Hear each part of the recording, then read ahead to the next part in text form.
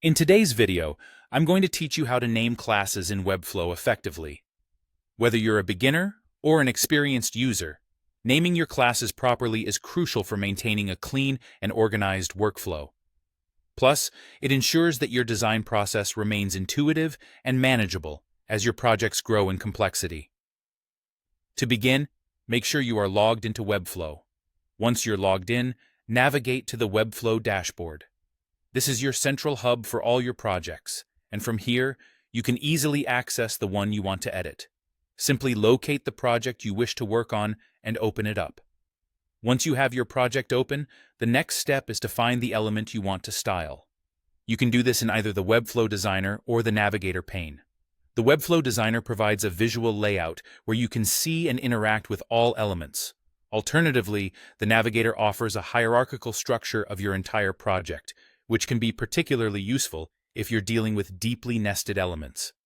Now that you have selected your element, focus on the Style panel. You'll usually find this on the right side of the Webflow interface. This panel serves as the control center for styling your elements. Within this panel, you'll spot a field where you can name your class. Naming classes might seem trivial, but it's essential to choose a name that accurately describes the functionality or appearance of the element. This makes it easier to identify and work with in the future, especially for those who might collaborate with you or inherit your project. After giving your class an appropriately descriptive name, press Enter. This action will apply the class to the selected element. With the class name now set, you can start adding styles using the Style panel. You'll have access to a robust array of styling options ranging from typography and layout to color and effects.